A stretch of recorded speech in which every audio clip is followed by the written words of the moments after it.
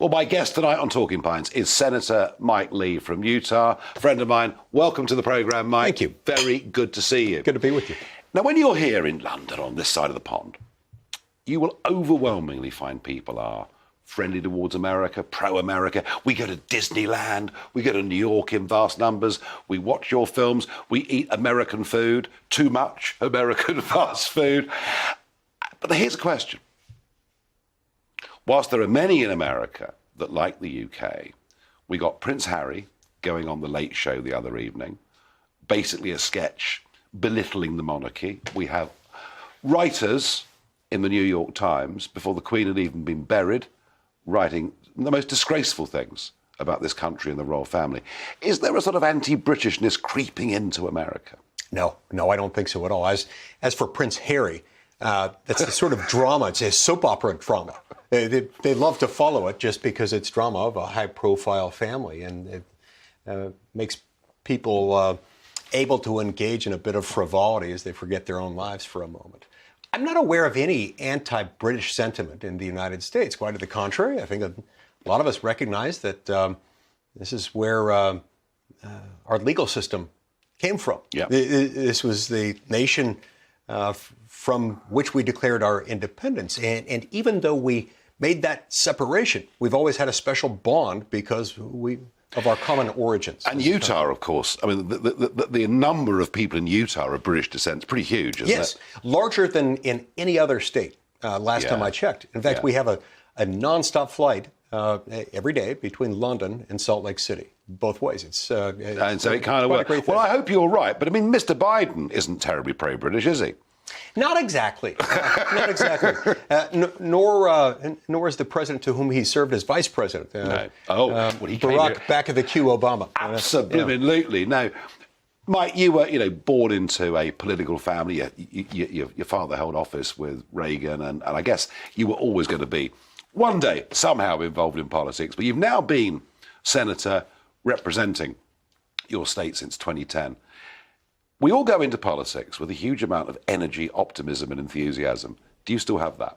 I still do. I still have great optimism because the American people are basically good. The American people basically want freedom.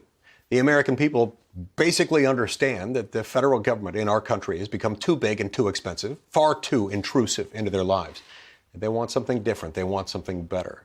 And I believe at the end of the day, I am inspired by what Winston Churchill used to say of my country, when he said the American people can always be counted on to do the right thing after they've exhausted every other alternative. I don't know whether he meant that as a compliment. But it was a backhanded compliment, I think, but it was ultimately a compliment.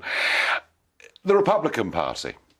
I mean, we had, last year, that building behind us was turned into a circus as we went through 4 chancellors of the Exchequer, 3 prime ministers. I mean, so that happens here too. Yeah, well, circus. But here's circus. We have circuses. Here's the point. I mean, we were looking like a laughing stock.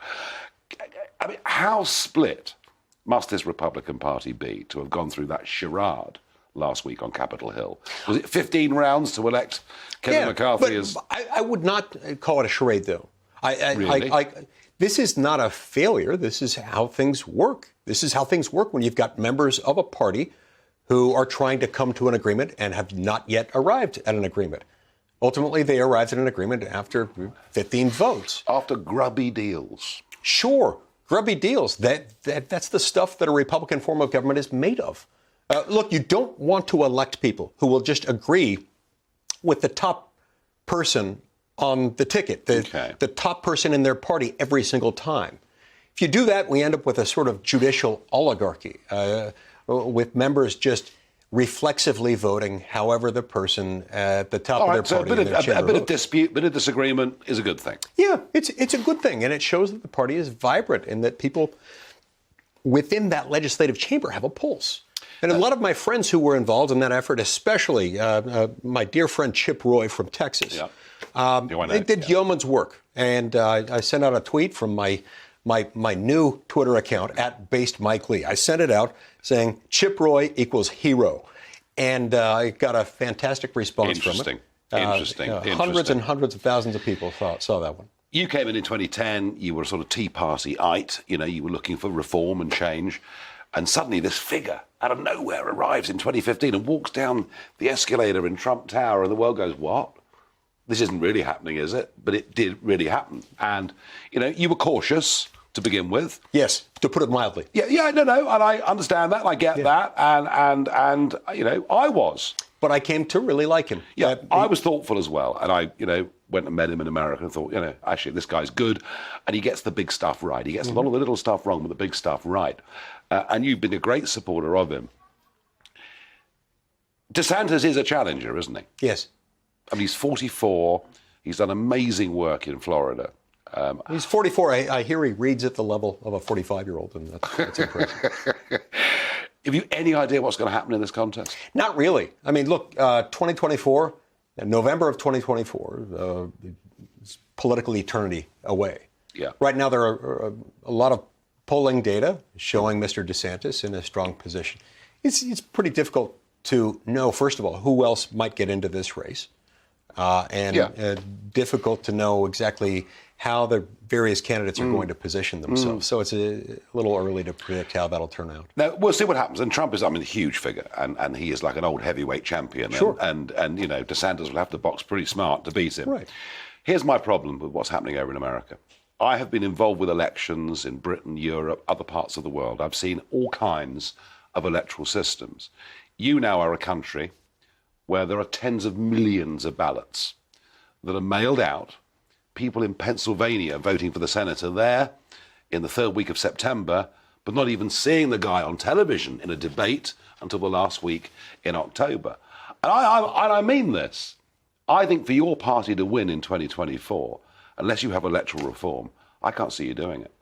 Yeah, I do think it's a problem. Our Constitution contemplates an election day, not an election month or season. 2 months almost. And when we're dealing with an entire season of elections and with ballots being mailed out universally in many states, I think that presents enough opportunities for mischief that we ought to be concerned. Now, in our system of government, how those are handled is typically up to the states. But I do think we need reform in each of those states. And I think, in my own view, although I'm not a state lawmaker, I tend to think that ballots ought not be mailed to someone unless there's a fairly compelling circumstance. Someone living as a shut-in who can't get out, who's immobile. Yep. No, I agree to send them out to everyone becomes nearly impossible to figure out whose ballot has gone to the right place and whose hasn't. And it seems like, in addition to the risk of actual mischief, the potential and the perception of the potential for mischief is maybe enough to reevaluate some of those. I can tell you, I've seen early mail-out balloting in Britain, and I've seen it utterly corrupted. Right. I've seen it. I know it happens, and you've got to get that reform. It can be done safely, more or less. I mean, in Utah, we've experimented it for many years. I think it's done more or less in a safe manner there. But even there, I don't know that the reasons for keeping it in perpetuity. But you're not voting on the same day with the same level of information. Exactly. It seems like the prudential concerns as a whole would suggest that a better course of action would be to have most people go in and cast their ballots. Yeah, I agree. Final thing to finish on, Mike, that is bigger than politics. It's about the entire shape of our communities, our lives, Western civilization. Just behind us over here is Lambeth Palace. That is the home of the Archbishop of Canterbury, the head of the established church. You yourself, a man of deep religious conviction from a very religious state, and you are a Mormon. We have seen a very rapid fall in the level of people in my country who identify as Christian. That trend is beginning to happen in America too. Not to the same extent, but it's beginning to happen. What's going wrong? Well, obviously, people in your country and in mine have every right to believe as they want or to choose not to believe as they prefer. There's nothing that government can or should do about that, except perhaps insofar as government is pushing people out of churches. Anytime you see people doing that, one has to wonder about what's causing this. Well, why are people moving in this direction? What I know is that my faith is a great source of strength to me, has been to my family, has been to my country since the beginning of it. I also believe that it's difficult for any society to live in freedom, to live under a system of self-rule peacefully and with prosperity, unless they believe in something bigger, greater, and higher than themselves. And I know of no better way to do that than to stick with our beliefs and to continue to believe and follow the teachings of the Bible. That's what I will do. That's not my legislative view, because I lack the authority to legislate on that. This is bigger than politics. Right. Mike Lee, thank you for joining me on Talking Thank you. Pints. It's good to be with you. Thank you.